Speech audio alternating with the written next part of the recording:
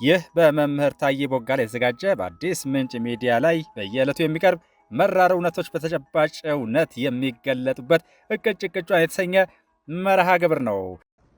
ማክሰኞ ሐምሌ 7 ቀን 2018 ዓ.ም በየዕለቱ በአዲስ ምንጭ ሚዲያ ብቻ የማደርገውን ትንታኔ እነሆ አሁን ማስተላለፍ ጀምራለሁ። አብሬያችሁ የምቆየው ታዬ ቦጋለ አረጋ ኢልመደስ ሶዳ ነው። ይህን ካልኩ በኋላ ሰሞኑን ወይም ነገ የብሔራዊ ምክክር ኮሚሽኑ በቀጥታ ስራውን ይጀምርና ሰሞኑን እዛው ይባጃል። በሀገራችን ውስጥ ለዘመናት ሲነሱ የነበሩ ጥያቄዎች፣ በርካታ ጥያቄዎች ይነሱ ነበር። ከአርሶ አደሮች አመፅ ጀምሮ ከዛ በፊት ከነበረው ከነ መንግስቱ ነዋይና ግርማሜ ነዋይ ንቅናቄ አንስቶ ለዘመናትም በጦርነት ውስጥ ያለፍንባቸው ጉዳዮች በርካታ መነሻዎች፣ ፈርጀ ብዙ መነሻዎች አሉ። አሁን እነዛ ለታሪክ ይጠቅሙንና ዛሬ ባለንበት ሁኔታ እንዳንግባባ የሚያደርጉን ነገሮች ምን ምንድን ናቸው? የሰው ልጅ በውይይት የማይፈታው ምንም አይነት ችግር የለምና እስቲ ዛሬ ላይ ስለ ህገ መንግስት የተወሰነ ነገርና ሰንደቅ ዓላማ ላይ አተኩሬ እንዴት መግባባት እንደምንችል በጣም ቀላል እንደሆነ ለማሳየት ልራመድ ወይም ደግሞ ልጓዝ። በመጀመሪያ ደረጃ ሰንደቅ ዓላማ የአንድ ሀገር ምልክት ነው። የአንድ ሀገር ትዕምርት ነው። በተለያዩ ዓለም አቀፋዊ ጉባኤዎች ላይ የምትወከልበት፣ በዓለም ላይ የምትታወቅበት፣ በተለያዩ ሀገሮች ኤምባሲዎች በራፍ ላይ የሚውለበለብ፣ በአውቶሞቢሎች ላይ በተለያዩ ሀገሮች የሚውለበለብ የአንድ ሀገር መገለጫ ትዕምርት ነው ሰንደቅ ዓላማ። ሰንደቅ ዓላማ የሀገር ክብርም መገለጫ ነው። የሰንደቅ ዓላማ ታሪክ በኢትዮጵያ ውስጥ በጣም የቅርብ ጊዜ ነው ብንል ማጋነን አይደለም። ለመጀመሪያ ጊዜ በዳግማዊ አጼ ምኒልክ አሁን ያለው አረንጓዴ፣ ቢጫ፣ ቀይ ሰንደቅ ዓላማ ቨርቲካል ከላይ ወደ ታች በተሰመረበት መልኩ ይፋ ሆነ። ቨርቲካል ነው ልብ አድርጎ። ቀጥሎ በንግስተ ነገስታት ዘውዲቱ ምኒልክ በአጼ ምኒልክ ልጅ በንግስተ ነገስታት ዘውዲቱ ዘመን ደግሞ አሁን እንዳለው ወደ ጎን ሆሪዞንታል ሆነ። ከዛ በኋላ ይሄ ሰንደቅ ዓላማ የተለያዩ አርማዎች ላዩ ላይ ያርፉ ነበር። እንግዲህ አረንጓዴ አለ፣ ቢጫ አለ፣ ቀይ አለ። የተለያዩ አርማዎች ላዩ ላይ ያርፋሉ። ሌሎች የክልል ሰንደቅ ዓላማዎችም አሉ፣ በነገራችን ላይ እናነሳቸዋለን። እነዚህ አርማዎች ሲያርፉ የመጀመሪያው ሞአንበሳ ምልክት ነበር። አንበሳ አለ፣ መስቀል አለው፣ የተለያዩ አይነት ሲምቦሎችን በላዩ ላይ ያንጸባርቃል። ሞአንበሳ ዘእምነገደ ይሁዳ ስዩም እግዚአብሔር ንጉሠ ነገሥት ዘኢትዮጵያ የሚል መሆኑ ብቻ ሳይሆን ክርስትናን ብቻ የሚወክል የመስቀል ምልክት ያለው መሆኑና ሰንደቅ ዓላማ ላይ ፊውዳላዊ አስተሳሰብ ይንጸባረቅ ስለነበር እሱ ሰንደቅ ዓላማ በኢሂድሪ ደርግ ሰንደቅ ዓላማ ተተካና በደርግ ዘመን አንደኛ ንጹህ ሰንደቅ ዓላማ፣ በሌላ በኩል ደግሞ የኢሂድሪ አርማ ያረፈበት ሰንደቅ ዓላማ ደግሞ ጎን ለጎን ይፋ የሆኑበት ጊዜ እንዳለ እንመለከታለን። ከዛ በኋላ ደግሞ ባለፉት 27 ህወሓት መራሹ ኢህአዴግ ዘመናትና እስከ ዛሬ ድረስ እየተጠቀምንበት ያለው ሰንደቅ ዓላማ ደግሞ ባለ ኮከቡ ሰንደቅ ዓላማ ነው። እዚህ ላይ የሚነሱ ነገሮች አሉ። አንዱ ቡድን አረንጓዴ፣ ቢጫ፣ ቀዩ ላይ ንጹህ ሰንደቅ ዓላማ ብቻ ይሁን የሚል የከረረና የገነገነ አቋም አለው። ሌላው ቡድን ደግሞ የለም በሰንደቅ ዓላማው ላይ ያረፈው አርማ ሰማያዊው እንዲሁም በላዩ ላይ ያለው ነገር የኢትዮጵያን ብሔሮች፣ ብሔረሰቦች፣ ህዝቦችና ሃይማኖቶች እኩልነትና መቻቻል የሚያመለክት ስለሆነ መቀመጡ ምንም ችግር የለውም የሚል ነገር አለ። ዞሮ ዞሮ ከኮከቡ ቅርጽ ጋር ተያይዞ ከኮከቡ ፍላጎት ጋር ተያይዞ ሌሎች ደግሞ ተቃርኖዎች ይነሳሉ። አሁን ሁለቱም ላይ ተቃርኖ አለ። እነዚህን ተቃርኖዎች እንዴት እናቻችላቸው? በጣም ስለሚያስፈልግ ነው። እንዴት አድርገን እነዚህን ተቃርኖዎች እናቻችላቸው ስንል የመጀመሪያው ትልቁ ነገር ይሄ ሰንደቅ ዓላማ በምን ሁነቶች ላይ ይውላል የሚለው ማየት ያስፈልጋል።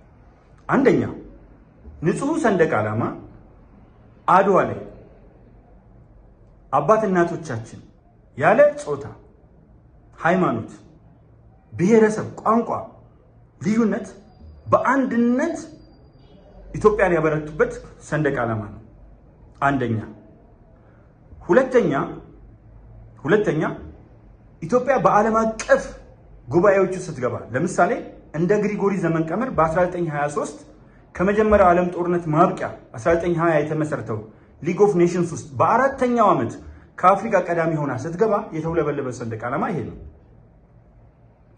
ሁለተኛ በ1945 ዓ.ም የተባበሩት መንግስታት ድርጅት ሲመሰረት የተውለበለበው ሰንደቅ ዓላማችን ይሄ ነው። ሶስተኛ በ1955 ዓ.ም ኢንዶኔዥያ ባንዱንግ ላይ የተደረገው የገለልተኛ ሀገሮች እንቅስቃሴ በሁለተኛው ዓለም ጦርነት በቀዝቃዛው ዓለም ጦርነት ምዕራቡና ምስራቁ ዓለም ሲሻኮት ኢትዮጵያ ኒውትራል ፖዚሽን መጀመሪያ ላይ ይዛ ስለነበር በኃይለ ሥላሴ ጊዜ ነን አላይንድ ሙቭመንት ወይም የገለልተኛ ሀገሮች እንቅስቃሴ ላይ የተውለበለበ ሰንደቅ ዓላማ ነው። በ1963 ዓ.ም የአፍሪካ አንድነት ድርጅት አድዋን ጭምር ተከትሎ በዋናነት አድዋ መነሻ ሆኖ የኃይለ ሥላሴም ጥረት ተጨምሮበት አዲስ አበባ ጽህፈት ቤት ሲሆን የተውለበለበው ሰንደቅ ዓላማ ንጹሑ አረንጓዴ፣ ቢጫ፣ ቀይ ሰንደቅ ዓላማ ነው። ከዛ ውጪ አትሌቶቻችን በዓለም ላይ መጀመሪያ ላይ የደመቁበት እነ አበበ ቢቂላ ሮም ቶኪዮ ላይ በባዶ እግራቸው በጫማ የሚሮጡበት እና ያሸነፉበት ድል አረንጓዴ፣ ቢጫ፣ ቀዩ ንጹህ ሰንደቅ ዓላማ ነው። የራሱ የሆነ ሰፊ ታሪክ አለ።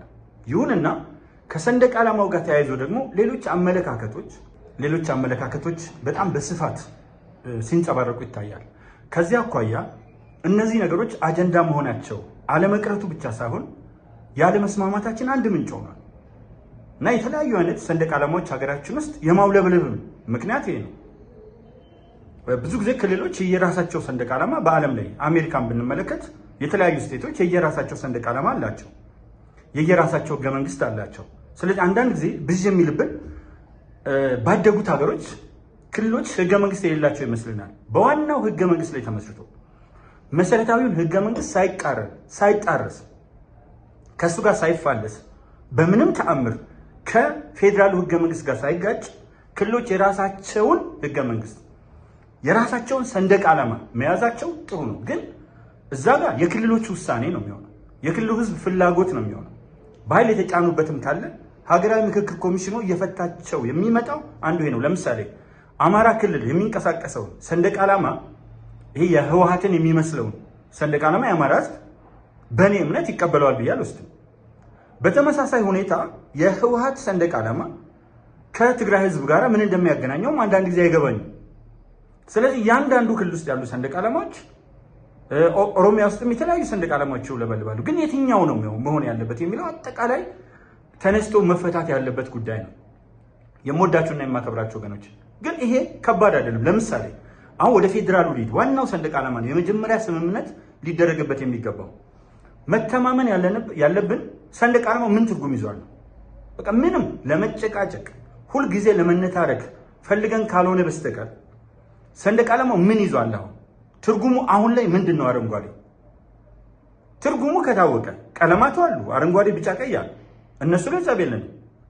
ጸባችን የተነሳው ከአርማ ጋር ነው። ስለዚህ አረንጓዴው እስከማውቀው ድረስ ስራ፣ እድገትና ልምላሜ ነው።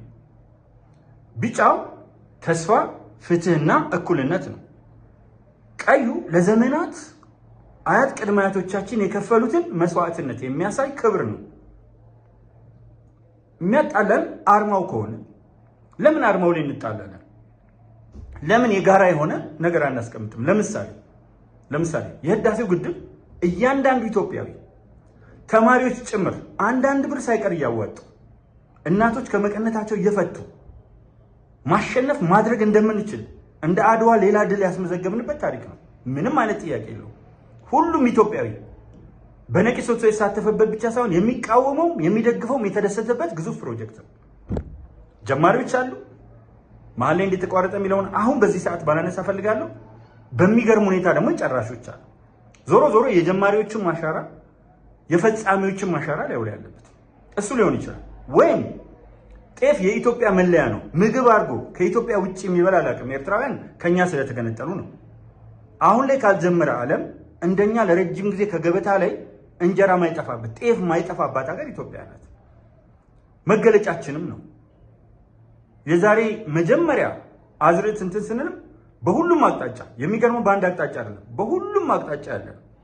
ስለዚህ ጤፍ ልናደርግበት እንችላለን። አሁን ቡናን ብንወስድ በሚደንቅ አኳኋን ዘንድሮ ከ3 ቢሊዮን ዶላር በላይ ወደ ውጭ በዓመት ኤክስፖርት ማድረጋችን ብቻ ሳይሆን የኢኮኖሚ ዋልታ ቡና የገቢ ምንጫችን ቡና የሚለው ረጅም ጊዜ አእምሯችን ውስጥ ያለው ነገር ከዛም አልፎ ካፋና ጅማ አካባቢ የበቀለና የጋራ የካፋ የጅማ ሁላችንም ደግሞ የሚያስተሳስር ከገበታችን በኋላ የምንጠቀመው ተሰብስበን የምናወጋበት በተለያዩ ፍጻሜዎች ላይ የማይጠፋ ስለሆነ ቡናና ጤፍን በኮከቡ ምትክ ማስቀመጥ እንችላለን። ወይም ሌሎች የተሻሉ ሐሳቦች ካሉ መደምደም እንችላለን። ችግራችን እሱ አይደለም ጎበዝ። አውቃለሁ ሰንደቅ ዓላማ ትልቅ ትርጉም አለው፣ ትልቅ ነገር አለው። አንደኛ ፓን አፍሪካን ከለርስ ነው የሚባሉት እነዚህ አረንጓዴ፣ ቢጫ፣ ቀይ ቀለማት እኛ ብንተዋቸው የእውነት ያሳፍራል። ፓን አፍሪካን ከለርስ ናቸው። ከ12 ያላነሱ የአፍሪካ ሀገሮች እነዚህን ቀለማት በተለያየ ሁኔታ አንዳንዶቹ እንደውም ገልብጠው አንዳንዶቹም ወደ ታች አድርገው ይጠቀሙበታል። ሰንደቅ ዓላማ የአፍሪካን ማየት ይቻላል። ምልክት ነን። ፓን አፍሪካን ከለር ኦል አፍሪካን ማለት ነው። ፓን አፍሪካን ከለር ተብለው ነው እነዚህ ትራይ ከለርስ የሚገለጹት። ስለዚህ አፍሪካ የተቀበለውን እኛ ብንተወው አሳፋሪ ነው የሚሆነው። ከየት ወሰዱት ቀለሙን? እነዚህ ሀገሮችም የኢትዮጵያን ሰንደቅ ዓላማ ቀለም ሊቀይሩ ነው ወይ? እነሱ አይቀይሩ። ስለዚህ ይህንን አሳፋሪ ገጽታ መቀየር መቻል አለብን እና በጣም ሊታሰብበት የሚገባው አንዱ ሰንደቅ ዓላማው ላይ። ሌላው አንዳንዶች ለመከራከር ሞከሩ እንጂ መግቢያው ላይ ብዙ አከራካሪ ነገሮች አሉ። አንደኛ እኛ የኢትዮጵያ ብሔሮች፣ ብሔረሰቦችና ህዝቦች ይላል። መጀመሪያ ይሄ ራሱ ሀረግ መስተካከል አለበት። አንደኛ የብሔር የት መጣ? ቃሉ ምንድን ነው? ብሔሮች ብንል ይገባኛል፣ ግን ብሔሮችና ብሔረሰቦች ብሎ ከፍተኛ የኢኮኖሚ ደረጃ ላይ ያሉት እነ አማራ፣ ኦሮሞ፣ ትግራዋይ ወዘተርፈ ተጋሩ ወዘተርፈ እነዚህ ብሔር ሊባሉ፣ እዛው ትግራይ ውስጥ ኩናማ ግን ብሔረሰብ፣ ሳሆ ብሔረሰብ የማያድግ ይመስል እንደው ወደኋላ ቀርተዋል ብለን ብናስብ፣ አፊርማቲቭ አክሽን ያስፈልጋቸዋል ብለን ብናስብ እንኳን አንድን ህዝብ በሁለት አይነት መጥራት ኢትስ ሚኒንግለስ ለኔ። ስለዚህ የኢትዮጵያ ብሔሮች፣ ብሔረሰቦች የሚለው አያስፈልግም፣ ህዝቦች የሚለው አያስፈልግም። የኢትዮጵያ ብሔሮችና ህዝብ፣ ሌላው ህዝቦች የሚለውን ብሔሮች፣ ብሔረሰቦች የሚለው ቀርቶ ህዝብ። ተመልከቱ፣ የኢትዮጵያ ብሔሮችና ህዝብ መጀመሪያ እሱ ላይ ይታረም። ምክንያቱም ህዝቦች አይደለንም። ናይጄሪያ እኮ ከ300 በላይ ቋንቋ አለ። ግቡና ዩት ፒፕል ነው የሚለው። የብዙ ብዙ አለ፣ የብዙ ብዙ ፒፕል እና ፒፕልስ። ይገርመኛል። ፒፕልም ህዝብ ነው። መተሳሰራችን ያሳያል። ብሔሮች ስንል ደግሞ ልዩነት እንዳለን ያሳያል። ሁለቱ ቃላት በቂ ናቸው። ብሔሮች እና ህዝብ ዳት ሞር ዳን ኢነፍ ይገልጻል። ሁላችንም ይገልጻል። ብሔሮች ሲል ሁላችንም ተካተናል። ደሰነችን ብሔረሰብ ልትለው፣ ኦሮሞ ኦሮሚያ ክልል ውስጥ ያለው ብሔር ነው፣ ማንም ይሞግተኝ። ይሄ ነው ከትርጉሙ። አማራ ክልል ያለው ደግሞ የኦሮሞ ብሔረሰብ ነው። አባይን ሲሻገር ብሔረሰብ ይሆናል፣ ወደዚህ ሲመጣ ብሔር ይሆናል። ይሄ ትክክል አይደለም። ስለዚህ ብሔሮች ካልን አንደኛ ሁሉንም እኩል አድርጎ ያል። ህዝብ ስንል ደግሞ የአሜሪካም የተለያየ ከ6000 ያላነሰ ቋንቋ አለ። ከዓለማችን 7126 አካባቢ ቋንቋዎች 6000 የሚሆኑት በእርግጠኝነት አሜሪካ ውስጥ አለ። ዜግነት የተቀበሉ ግን ህዝብ ነው የሚባሉት። በላንጉዌጅ አክት የተለያዩ ቋንቋዎችም ለስራ ሊውሉ ይችላሉ። ኦፊሻል ላንጉዌጅ ሆነው የስራ ቋንቋ ሆነው ናሽናል ላንጉዌጅ አይደለም፣ ብሔራዊ ቋንቋ አይደለም ሆነው ያገለግላሉ። ስለዚህ እዚህ ላይ በደንብ ልንተማመንበት የሚገባው ትልቁ ጉዳይ ይሄ ነው። እንግዲህ የኢትዮጵያ ብሔሮች እና ህዝብ ካልን በኋላ ውስጥ ይገባና እዛው ላይ መግቢያው ላይ ባለን የተዛባ የታሪክ ግንኙነት ይላል። ይሄ ጦረኞችንና ህዝብን አለመለየት ስሜት ነው አሁን መንጋዊነትን እየፈጠረ የመጣው። የመንጋ አስተሳሰብ፣ የቡድን አስተሳሰብ፣ ሰው ለብቻው ቆሞ እንደ ሰው ከማሰብ የወጣበት አንዱ ነገር ይሄ ነው። ስለዚህ የተዛባ የታሪክ ግንኙነት የለንም።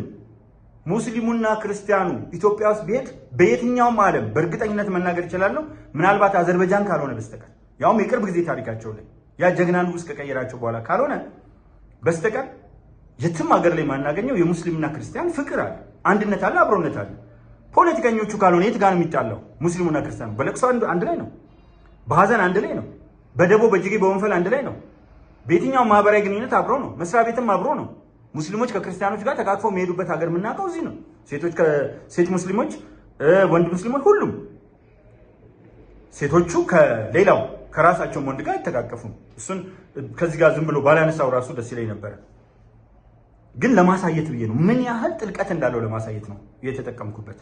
ስለዚህ እኛ የተዛባ የታሪክ ግንኙነት የለንም። ይሄ አዋራጅ፣ ይሄ ጸያፍ የሆነ ሀረግ መውጣት አለበት።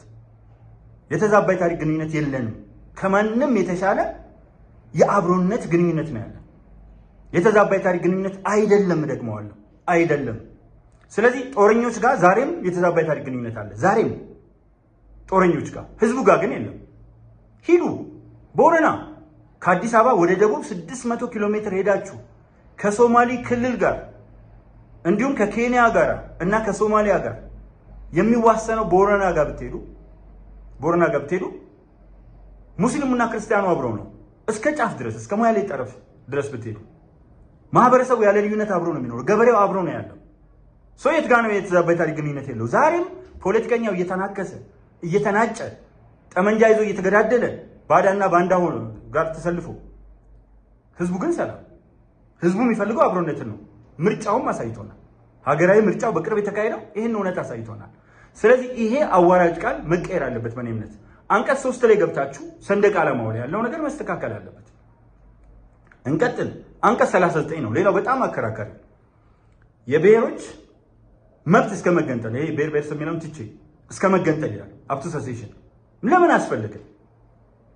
መገንጠል ከፈለገ አንድን ማህበረሰብ አታስቆመው። ደርግ አስቀምጦ ነው እንደ ኤርትራ ሄደችው። ስለ መገንጠል አይደለም አንድ ሰውና አንድ ጠመንጃ እስከሚቀረን እንታገላለን ብሎ እኮ ነው ኤርትራ ሄደችው። አስቆማት? አላስቆማት። እንቅስቃሴዎቹ አሉ። ቼኮች እና ስሎቫኮች እኮ በቬልቬት አክት ሲለያዩ ቼኮስሎቫኪያ የምትባለው ቼኮስሎቫኪያ፣ ቼክ ለብቻው ስሎቫክ ለብቻው አለመስማማት ችለው በቬልቬት አክት ሲለያዩ አንቀጽ 39ን የሚመስል ህግ አስቀምጠው አይደለም ባላስቀመጡበት ነው የተለያዩት። ዩጎዝላቪያ 9 የሆነችው አንቀጽ 39ን የሚመስል ህግ ሳታስቀምጥ ነው። ሩሲያ ደግሞ 15 ቦታ የተበጣጠሰችው አንቀጽ 39ን የሚመስል ህግ አስቀምጣ ዓመት ሳይሞላው።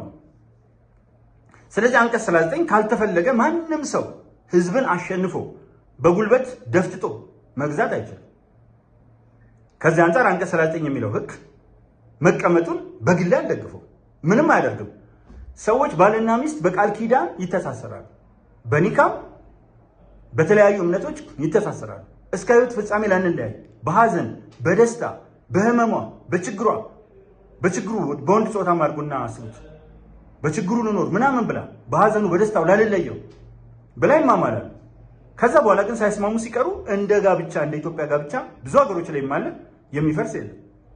ሰው አለመስፈሩ ጋብቻው ላይ ካልፈለገን እንለያያለን የሚል ነገር አይቀመጥም። የጋብቻ ሰነድ ላይ አብረን እንኖራለን ካልፈለግን እንለያያለን ከቤት ጀምሮ። ይሄ እኮ ትሬንድ ነው አድጎ ሀገራዊ የሚሆነው። እስከ ሀገር ብንሄድ ልዩነት የለውም። ሰው አንቀጽ 39 ዋትስ ቤኔፊት ዋትስ ሲግኒፊካንስ እንደ ሁልጊዜ ሰዎች እያሰቡ ወደ ውጭ እንዲያስቡ ለካ መሄድ ይችላሉ። ለካ ከኢትዮጵያ መነጠል ይችላሉ። ከኢትዮጵያ መነጠል እኮ ማንም ሰው ቢሆን አንድ ነገር ያውቃል። ስርዓቶች ይቀያየራሉ። ህዝቡ የሚዋደድ እስከሆነ ድረስ ከኢትዮጵያ መነጠሉ አስፈላጊ አይደለም። በደል ካለ በደሉም ሁላችንም በጋራ እንታገላለን። የትኛውንም በአንድ አቅጣጫ እንጀራው መወፈሩ በጋራ እንታገላለን። የጋራ ትግላችን ደግሞ ፍሬ ያፈራል። አሁን የጀመርነው የምክክር ዛሬ ክቡር ጠቅላይ ሚኒስትር ዶክተር አብይ አህመድ ስለ ምክክር ኮሚሽኑ በገጻቸው ላይ ገብታችሁ ማየት ትችላላችሁ። እኔም ገጽ ላይ አጋርቼዋለሁ። የተመኙት ትልቅ ነገር አለ። አባቶቻችን አድዋ ላይ ድል እንዳደረጉ፣ እናቶቻችን አድዋ ላይ ድል እንዳደረጉ ሁሉ እኛም ሌላ ድል የምናደርግበት ልዩ ምዕራፍ መሆኑን በተለይ በደንብ አድርገው አስምረውበታል። በትክክልም እኛ ከተግባባን እናሸንፋለን። አስቡት ወገኖቼ፣ 8 ቢሊዮን የዓለም ህዝብ ነው ከኛ ጋር የሚወዳደረው።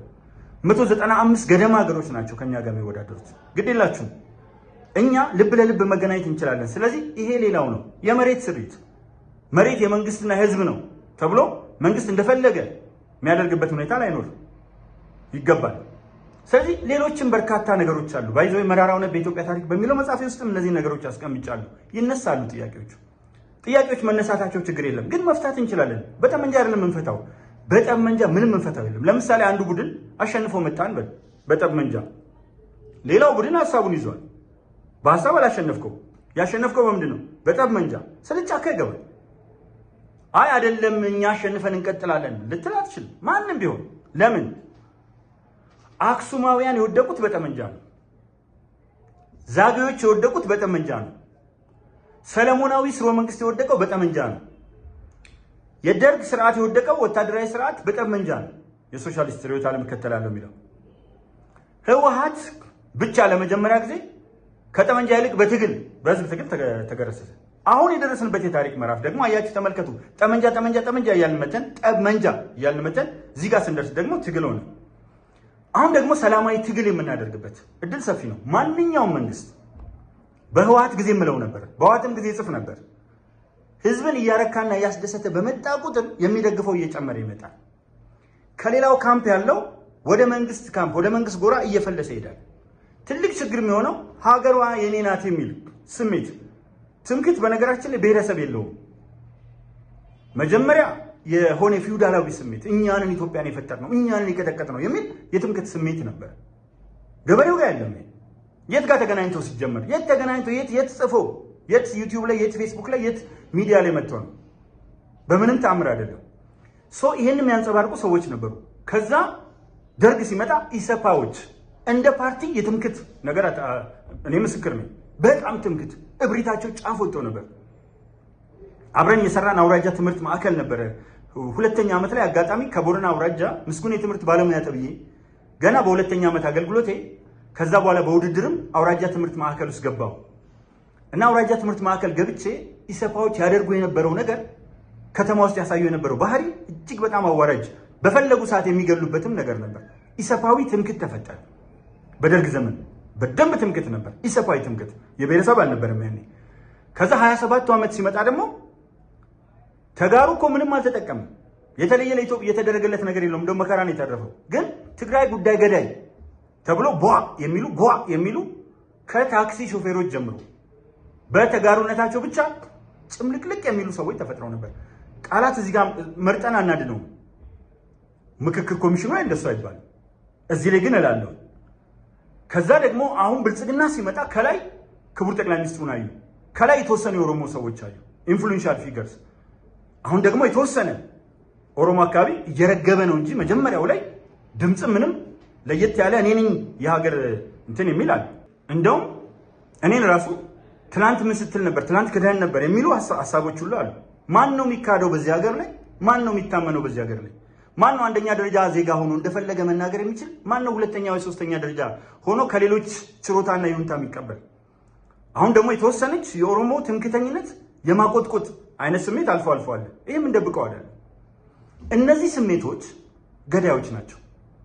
አንድነትን የሚሸረሽሩ ናቸው። ሌሎችን የሚገፉ ናቸው። እነዚህ ደግሞ ሁላችንን በጋራ ዋጋ ያስከፍሉናል። ስለዚህ ሰከንድ ብለን ይህች ሀገር የጋራችን ናት። አሁን ትናንት ሴቶችና ወንዶች መጀመሪያ ሴቶች ጭራሹ ነው የሉም። በብዙ ሲስተሞች ውስጥ በደርግ ሰዓት የምናገኛቸው ሴቶች በኃይለ ሥላሴ ጊዜ ፓርላማ ውስጥ አንድ ሁለት ሴት ከተገኘ ተአምር ነው። በደርግ ትንሽ 835 የሸንጎ አባላት ነበሩ። ስንት ሴቶች አሉ ማየት ነው። ከዛ ህወሓት መጣ መፈክር፣ ደርግ መጣ መፈክር፣ የሴቶች እኩልነት። አሁን ግን የሴቶች እኩልነት ቱ ቢ ፍራንክ ኤንድ ኦነስት አስበን ከምናስበው በላይ እውን እየሆነ ነው። አሁን የሴቶች እኩልነት እንደተረጋገጠው ሁሉ በአብዛኛው በጣም በስፋት ገና ይቀረናል። ማህበረሰብ ውስጥ ይቀረናል። የተለያየ ቦታ ይቀረናል። ራሳችን ደግሞ ከቤት ጀምሮ ቢታይ ብዙ አይነት ችግሮች አሉብን። እኔ ፍትሃዊ ነኝ የምትል ሰው አንድ ጥያቄ ልጠይቃችሁ ለሁላችሁ። እስቲ ስንቶቻችንን የወር ገቢያችንን ባለቤታችን እኩል ናት ብለን ስራ ማትሰራ ከሆነ በተለይ የቤት እመቤቶች ከሆኑ እኩል ናቸው ብለን ገንዘቡን አምጥተን የጋራ እቅድ አውጥተን ሴቷ እኩል የምትካፈለው በዚህ ጋር ከተን በዚህ ዋሌት ውስጥ አድርገን ባንክ ደብቀን ከዛ በኋላ የተወሰነችውን አይደል እንጥፍጣፊ የምንሰጠው? ፍትህ የለንም ማለት ነው። የቤት ሰራተኛ ሶፋ ላይ አብራን ከተቀመጠች ነው የምንለው። እንዴት ማን ብትደፍሪ ነው እሷም ይሻትልም ተቀመጭ ብትባል? ጥበቃ ላይ አያለሁ፣ ብዙ ቦታ ላይ ማማ ላይ ነው ጥበቃው ያለው። መጥተው በር እስከሚከፈትላቸው እሱ እኮ ላይ ነው ያለው። ማማ ላይ ሆኖ እየጠበቀ ነው። ክላክስ የሚያደርጉትን ሆርን፣ ይሄ ድምፅ የመኪና ጥሩምባ እንዴት እንደሚያስጮሁ ስታዩ ከሰው የተፈጠሩ አይመስልም። እንዴት እንደሚያንቀጠቅጡ ጥበቃዎች፣ እንዴት የቤት ሰራተኞችን ሰው እናንተ እኮ ናችሁ ሄዳችሁ አመራር የምትሆኑት። እንደውም አሁን እየቀረ ነው እንጂ በፊት ላይ በቃ ፈረሰኛ ለአራጅ ነው ይባላል። አባት ነው የሚያርደው ፈረሰኛ ዶሮ ሲታረድ መላላጫ ምናምን ለአባታችሁ ይባልና ለልጆች ጉሮሮና ድምፅ ነው የሚቀርበው። አንዳንዴ እነዚህ የአባወራነት የኔ ብቻ ተኝቶ አድሮ ማታ ጠጥቶ ስራ ላይ ቢሆን ዛት ሰው ይገባኛል። የማታ ስራ ቢሆን ጠዋት ላይ አባታችሁን ያጨውበት አባታችሁን አቀስቅሱት ነው የሚባለው። እንደ እንቁላል የሆነ ንጉስነት ፈጥሯል እዛ ውስጥ። ይሄ ሰው ቢሮ ሲገባ የተለያየ ቦታ ሲቀመጥ ቤት ውስጥ ያልተለመደውን ዲሞክራሲ እዛ ላይ ያሳይ አይችልም። አሁን ቢሮ እንግባ። ቢሮ አካባቢ ያሉ ሰዎችም ተመሳሳይ ነገር ያሳያሉ። ስትሄድ እነሱ አገልጋዮች መሆናቸውን ይረሱና አንተን የገዙ ይመስላቸዋል። እንድትሽቆጠቆጥ እንድትለመናቸው የተለየ አቀራረብ እንድታደርግ። አንዴ ክቡር ጠቅላይ ሚኒስትር ዶክተር አብይ አህመድ ሶፍትዌር ዴቨሎፕ አድርገው ከዛ ሶፍትዌር ዴቨሎፕ አድርገን በመስሪያ ቤታቸው አማካኝ ዴቨሎፕ ተደርጎ አንቱ እንዲባሉ ክቡር ከሌ እንዲባሉ ይፈልጋሉ አሉ። አላደርገውም አሉ። አንዳንድ ጊዜ እኮ ተገልጋይ እዩና ጠይቁ እስኪ ሌሎች ሀገሮች ላይ እንዴት እንደሚያገለግሉ። አሁን የተነሳውበትን ዋና ነገር ሳመጣ መጀመሪያ ኢትዮጵያ ውስጥ መቀየር ካለባቸው ነገሮች አንዱ ለሰንደቅ ዓላማው ለህገ መንግስቱ መጀመሪያ መቀየር ያለበት አመለካከታችን ነው። በሐሳብ መሸናነፍ እንችላለን። ጉልበት የትም አያደርሰንም፣ ፋይዳ የለውም። አይተነዋል። ጉልበት ምን አመጣ ኢትዮጵያ ውስጥ ተመልከቱ። አንደኛ ሰው በላ። መዓት ሀገራቸውን ሊጠቅሙ ይችሉ የነበሩ ሰዎች እነዛ ሚኒስትሮች ውስጥ እነዛ የጦር መሪዎች ውስጥ እነዛ እንቁ ያ ትውልድ በላው። ያም ጊዜ መጥፎ አይነት ነገርም አብሮ ተተከለ። ብዙ አካል ጎደለ። በርካታ እናቶች ሊትራሊ ቀወሱ። አባቶች በአእምሯቸው ተዛብቶ በትካዜ ወደ መቃብር አሸለቡ። ዛሬም የምናደርገው ነገር ይሄ ነው። በቅርብ ጊዜ የነበረው የትግራይ አፋር አማራ ጦርነት የዛሬ ከ2022 እስከ ከ20 እስከ 2 ከ2020 እስከ 2022 ሁለት ዓመት አካባቢ የዘለቀው ጦርነት አንደኛ ብዙዎችን የሚያዋርድ ሆነ። ሁለተኛ በርካታ ወጣቶች ህይወታቸውን አጡ። ሶስተኛ ብዙ ልንጓዝበትና ለልማት ብሎ የስራ ዕድል ሊፈጥር ይችል የነበረ ትምህርት ቤቶችን ሊከፍት ይችል የነበረ ጤና ጣቢያዎችን ሊከፍት ይችል የነበረ ጠላቶቻችን ሊያሳፍር የነበረ ወርቃማ ዕድል አመለጠ። ስቲል ዛሬ ይሄን ነገር ለማድረግ አዝናለሁ። ሰው ከስህተቱ መማር የማይችልበት ሁኔታ ሲፈጠር፣ ስለዚህ አሁን ስለ ሰንደቅ ዓላማም ሳነሳ ስለ ህገ መንግስትም ሳነሳ ምንድነው ዋናው መነሻዬ? እንመካከር ነው። ጎበዝ፣ እኔ ብዙ መቆየት አልፈልግም። አሁን አንዳንድ አጫጭር ቪዲዮዎችን አድርጋለሁ። እንመካከር እስቲ። ምንም የሚቀርብን ነገር የለም። ጦርነትማ ዘመናት ኖርንበት። መፎከር ምንም አይጠቅምም። እንደ ህወሓት የፎከረ የለም። ስዩም መስፍን ነፍሳቸውን ይማረውና ከኛ በላይ ጦርነትን ማን ይስራት? አይሪመንበር አስታውሳለሁ። ዛሬ የታለ? ምን አይነት አሟሟት ሞቱ? አባይ ፀሐይ ይናገሩ የነበረው ንግግር ምንድነው? አስመላሽ ወልደ ስላሴ ይል የነበረው ነገር ምንድነው? ሴኩ ትሬ ጌታቸው መብረቃዊ ጥቃት በሰው ህይወት ላይ መብረቃዊ ጥቃት ሲከቡን፣ በዛ ሻዕቢያ ሲከበን፣ በዚህ እንትን ሲል ስንከበብ ቀደምናቸው። መብረቃዊ ጥቃት ፈጸምን። ጉሽ ነማን የሚባልም ሰሞኑን እኛንን የጀመርነው ሰሜን ዕዝን የመታ ነው እኛንን ብሎ በይፋ ቪዲዮ አለኝ በነገራችን ላይ። ስለዚህ እንደዚህ አይነት ነገሮች መጨረሻ ላይ ግን የታሉ? እነዛ የሚፎክሩ ሰዎች የታሉ? የወጣቱን ነገ አጨልመው ራሳቸውም ተከብረው ልጆቻቸውን ኩሎ በሚድሩበትና የዘረፉትንም የሰሩበትንም ገንዘብ ተከብረው የሚበሉበትን ወርቃማ ዕድል አመለጣቸው። በኢትዮጵያ ውስጥም ትልቅ ጠባሳ ጥለው አለፉ። አሁን ግን የነቃው ትውልድ ኖ ብሏቸው ወጣ። አልፈልግም ብሎ አሁንም በጦርነት አይደለም የሚፈታው። በጦርነት እናሸንፋለን ብላችሁ አበደን የትኛውም ኃይል እንዳያስብ። አሁን ለምሳሌ ትርኢቶች እናያለን በቲክታክ ላይ፣ በዩቲዩብ ላይ፣ በፌስቡክ ላይ ትርኢቶች ስናይ የጫካ ትርኢቶች፣ በዚህ በኩል ሸኔ ያሳየናል ወይም ሸኔ፣ በዛ በኩል ፋንዶ ያሳየናል፣ በወዲያ በኩል ህወሓት ያሳየናል። ባለፈው አሳይቶ ነበር። ያልቀባው ነገር የለም። ቀይና ቢጫ ፈረሱን፣ ውሻውን፣ የቤት ዕቃውን በቃ ሰልፍ ላይ ይዘው ወጡ። ቢጫና ቀይ አድርገው በቀይ ደም አለቀ ነገሩ። አሁንም እናያለን እና ግርም የሚለኝ በቃ ያዩና አንዳንድ ሰዎች እዲህ አለኝ። አንዱ ትናንትና ነው እንትን ብለን ታለ ሰልፉን አለኝ ከፍቶ። የቱን አልኩት። ይሄ አንድ ኮር ሰልፍ ቢያሳይ ኢትዮጵያ ውስጥ ምንድን ነው የምትሆነው አልኩት። አሁን ያለው የኢትዮጵያ መከላከያ በሙሉ ሰልፍ ቢያሳይ፣ ያውም የሰለጠነ ያውም ፕሮፌሽናል የሆነ ያውም ኤክስክሉሲቭ ኤሪያል ኮንትሮል የአየር ኮንትሮል ያለው የተለያዩ የልዩ ዘመቻዎች እዛ ለሱ ብቻ ቢንቀሳቀስ፣ እነዚህ እኮ ከምታያቸው አነሰ ቢባል 1000 እጥፍ ይበልጣል። 1000 ለ1 ማለት ነው። ሙሉ ኃይሉን እኮ አሁን በምክክር በምናምን እነዚህም ዜጎች ናቸው ብሎ ካልሆነ ላጥፋ ብሎ መከላከያው አንድ ጊዜ ቢዘምት በስንት ቀን ውስጥ እያንዳንዷ ዛፍ ስር ከተደበቁበት ይወጣል። ግን ምን ያመጣል? ብዙ ህይወት እንድንቀጥፍ ያደርገናል። ስለዚህ በትዕግስት ውስጥ በምክክር ውስጥ እየታየ ነው እንጂ ያሉንን እነሱ የሰልፍ ትርኢት ነው የሚያሳዩት። እኛ እኮ እዚህ ያለው የድሮን ትርኢት ማሳየት ይችላል። ድሮኖቹ፣ የጦር ጀቶቹ እና ከባድ መሳሪያዎቹ ብቻ እነዚህ ትልቆቹ ከዙ 23 ጀምሮ ያሉት ከባድ መሳሪያዎች፣ የቡድን መሳሪያዎች ቢወጡ ብቻ ከነዚህ በብዙ እጥፍ ይበልጣሉ። ስንት ታንኮች ናቸው ያሉ? ሰልፍ የታንክ ሰልፍ እናድርግ ምንል የተወሰነውን እኮ አይተዋል። ባለፈው ይህን የሚያካክል መሳሪያ አልኩት ደነገጠ። ዩሲ ጎበዝ፣ እንዲህ አይነት ፉከራ የትም አያደርስ። አሁን ዘመኑ የፉከራ ሳይሆን የምክክር ነው። የአንተ ትብስ አንተ ትብስ ነው ወይም አንቺ ትብስ ነው። የዊን ዊን እርታ ልርታ ነው የምወደው። ዊን ዊን የሚለውን እርታ ልርታ፣ አንተም ማሸንፍ እኔም ላሸንፍ። ግማሽ መንገድ ድረስና ግማሽ መንገድ እመጣለሁ። እንወያይ። የአንድ እናት ልጆች ነን፣ የአንድ ሀገር ልጆች ነን። ትልቅ ችግሮች አሉብን፣ አንኳር ችግሮች። አንደኛ የኑሮ ውድነት። አሁን እኔ እንደ ተቃዋሚው አይደለሁም። ተቃዋሚ ሁሉን ነገር አጠልይሞ ማየት ነው የምፈልገው። እኔ ግን የኑሮ ውድነት ሲባል አለ ወይ አለ። ምን ያህል አጉብቶኛል ትከሻዬን የኑሮ ውድነት። እኔ ፐርሰናሊ ልክ እንደ ሌላው ኢትዮጵያዊ የኑሮ ውድነት አጉብቶኛል። በጣም ከሚፈልገው በላይ የኑሮ ውድነት በጣም አለ። የኑሮ ውድነቱን ለመቅረፍ መንግስት ምን ማድረግ ሲገባው ሳያደርግ ቀረ። ነዳጅ እስከ 36 ቢሊዮን ብር በወር ደጎመ። ማዳበሪያ ለገበሬው በጣም ስለሚያስፈልገው ነው፣ ያለሱ ምርት ስለሌለ በጣም ከፍተኛ ቢሊዮኖችን አውጥቶ በአመት ይደግማል። ቢሊዮኖች አውጥቶ 1.2 ሚሊዮን መኖሪያ ቤቶች ሰራ። 1.5 ሚሊዮን መኖሪያ ቤቶች ይሰራል። መኖሪያ ቤት ከኑሮ ውድነት ጋር ዳይሬክትሊ ፕሮፖርሽን ይገናኛል። ቀጥታ ኢንቨርስሊ ፕሮፖርሽናል አይደለም። እያደገ ያለው ከጠቀሜታውም አንጻር ስንመለከት፣ የኑሮ ውድነትን ግን ስናየው ኢንቨርስሊ ፕሮፖርሽናል ሊሆን ይችላል። የኑሮ ውድነቱ የመኖሪያ ቤት ባይሰራ ኖሮ የት ይደርስ ነበር? ነዳጅ ባይደጎም፣ በተለይ ማዳበሪያ ባይደጎም ምን ይሆን ነበር? ግን ምን ይቀራል? የቅዳሜና እሑድ ገበያዎች ይዋሉ። በጣም የገበያ ማዕከላት አሉ። ደላሎችን በመበጣጠስ የደላላ ሰንሰለትን በአምራቹና በሸማቹ መካከል ጥሩ ግንኙነት አለ። የማይደረግ ጥረት የለም። ትምህርት ቤቶች አካባቢ የሚደረገው ነገር ከምገባ ጀምሮ የኑሮ ውድነትን ለማቃለል ነው። የተማሪዎችም የህዝብም ምገባ።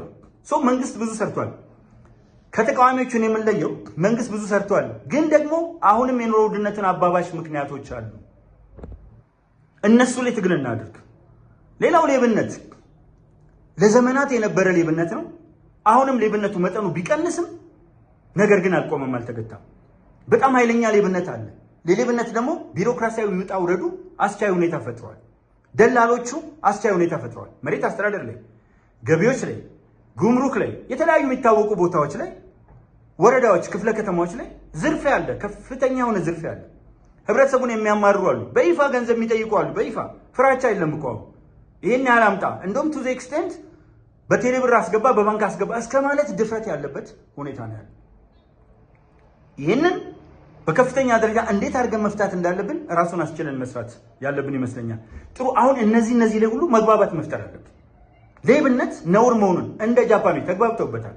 እንደ ስዊድኖች ተግባብተዋል። ሌብነት ነውር መሆኑን አሜሪካ ተግባብተዋል። ሴተኛ አዳሪነት አቅም ጠፍቶ ካልሆነ በስተቀር ነውር መሆኑን ዓለም ተግባብተውበታል። አሜሪካ ሴተኛ አዳሪነት አይታሰብም፣ ስዊድን አይታሰብም። ኔዘርላንድ ስትሄዱ ደግሞ በለው በይፋ ነው ያለው አደባባይ ላይ። በፍጹም አይገናኝም። አውሮፓ ውስጥ ያለው አይመስልም። በሌላ ነገር ደግሞ ኔዘርላንዶች አድገዋል። ሐሺሽ ኔዘርላንድ በጣም አለ። ሐሺሽ ደግሞ ስዊድን ስትሄዱ የለም። አንዳንድ ቦታዎች አሜሪካ በስሶ የተፈቀደባቸው ሁኔታዎች አሉ። እንደየሀገሩ ይለያያል።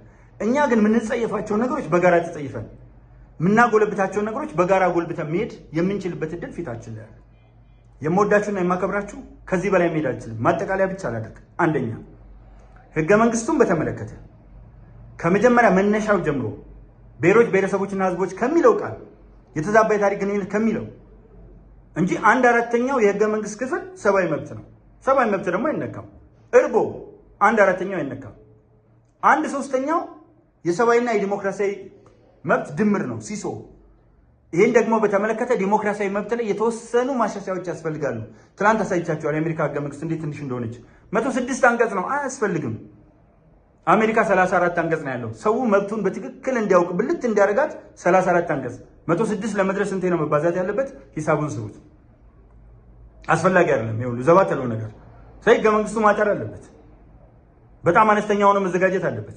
ክልሎች ከተባለ መደዳው መዘርዘር ይቻላል። ራሱ አማራ፣ ኦሮሚያ፣ ትግራይ ምናምን እየተባለ ሊዘረዘር ይችላል። እዛ ላይ ያሉ ጉዳዮች ካሉ፣ አደረጃጀት ጉዳዮች ካሉ መታየት ይቻላል። ስለዚህ በዚህ መልክ እንሂድ። ግን የመጀመሪያው ምለው ነገር ምንድን ነው? ኢትዮጵያ ውስጥ ብዙ ጊዜ አንዱ ችግራችን ሰው የሚነገረውን ከመስማት ይልቅ ሌላው የሚለውን ከመስማት ይልቅ እንዴት አድርጌ ይዤ የመጣሁትን ከቤቴ በእሱ አሸንፍ ሄዳለሁና የኔ ሀሳብ ያሸንፍ እንጂ ሀገር ታሸንፍ ትውልድ ያሸንፍ የሚለው ነገር የለም። ከተነካ ነው የሚለው አንዱ። አሁን የእሱን ሀሳብ ቢቃወም፣ አንዳንድ ሰዎች ደግሞ እገሌ ብለው ሰውየውን ነው እንጂ የሚናገሩት ያነሳው ሀሳብ ብለው ሀሳብና ሰውን አይለዩ። አንዱ ትልቁ ችግራችን የሰውን የተከበረ ስብዕናና ሀሳብ መለየት አንችልም። በአንድ ሀሳብ ልትግባባ ትችላለህ ከኔ ጋር፣ በሌላው ሀሳብ ደግሞ ልንጣላ እንችላለን። ይሄ ትክክል ነው። ካልሆነ እኮ አንድ ሰው ብቻ ይፈጠር ነበር። ምን አስፈለገ የሙሉ ሰው መፍጠር? አንድ አይነት ከሆነ ለምን የተለያየ መልክ፣ የተለያየ አሻራ፣ የተለያየ አስተሳሰብ እግዚአብሔር ራሱ አመጣ? ስለዚህ አስተሳሰባችን እኔ አሁን አንቀጽ 39 ህገ መንግስት ላይ አይኑር ከሚሉ ሰዎች ነው። ሰንደቅ ዓላማው ላይ ኮከብ አይኑር ግን በምትኩ ሌላ አርማ ይሁን የሚያስማማን የምል ሰው ነኝ። በፊት እንደውም ንጹህም ብቻ ነበር። ልሙጥ አልልም። በዛ ላይ አሁን ለምሳሌ ልሙጥ የሚለው አሉ። ልሙጥ አይደለም። 3 አይነት ቀለም ልሙጥ አይደለም። ብዙ ሀገሮችም ደግሞ እንደዚህ 2 ቀለም 3 ቀለም ያላቸው አንድም ቀለም ያላቸው ሊኖሩ ይችላል አሉ። ገብቶ ማየት ይቻላል። ሰው ልሙጥ አይደለም። ንጹህ ሰንደቅ ዓላማ ነው። ንጹህ ሰንደቅ ዓላማ ላይ የሚያርፈው አርማ ላይ ግን እንስማማ ወደሚል መጣው። ተመልከቱ። መጀመሪያ ንጹህ ብቻ ብዬ ነው የቆየሁት። ከባለ ኮከቡ አሁንም ለምርጫ ቢቀርቡ ድምፅ ይሰጥ ቢባል ንጹህን ነው የምመርጠው። አረንጓዴ፣ ቢጫ፣ ቀይ ምንም ያላረፈበትን ሰንደቅ ዓላማ ነው ሁለቱ ቢቀርብ። ሶስተኛ ግን ጤፍ ያለበት ቡና ያለበት ወይም የህዳሴው ግድብ ያለበት አንድ የሚያደርገን ከህዳሴው ግድብ የበለጠ ፕሮጀክት ደግሞ የምንሰራ አንድ የሚያደርገን ፕሮጀክት ልንሰራ እንችላለን። ዞሮ ዞሮ ቋሚና ዘላቂ የሆነ አርማ ቢቀመጥ እወዳለሁ። እሱን ነው የምመርጠው። ባለኮከቡን በተአምር አልመርጠው። ይሄ ፍላጎቴ ነው። ግን እሱ ሌሎችን ሀገራዊ ነገሮች አያሰጠኝም።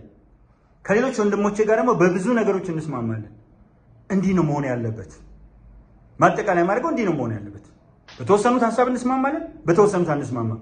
ነገር ግን በሲምፕል ማጆሪቲ ብዙ ጊዜ ነው ማነሳው 50% ፕላስ 1 ሊወሰን ይችላል። በፕሉራል ማጆሪቲ 2/3 ድምፅ ሊወሰን ይችላል፣ ወይም ከዛ በላይ ድምፅ ሊወሰን ይችላል። ከተወሰነ ግን ምንም ማድረግ አልችልም። አሁን ለምሳሌ ለምርጫ ቀርበው ባለኮከቡ ሰንደቅ ዓላማ ቢወጣ ካሁን በኋላ በውይይት ደምቋል። ከግማሽ በላይ የሚሆን ህዝብ ፈለገው አይደል? ባለኮከቡን ይዘዋል፣ አውለበልበዋል።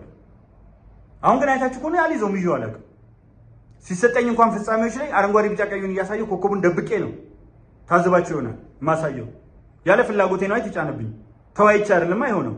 ወኪሎቼ ተወያይተው አይደለም። አሁን ግን ተወያይተው ልዩነት በጣም የሚመጣባቸው ነጥቦች ለሪፈረንደም መጥተው ከተወሰኑ ግን ወንድሜ አንተን አከብርሃለሁ።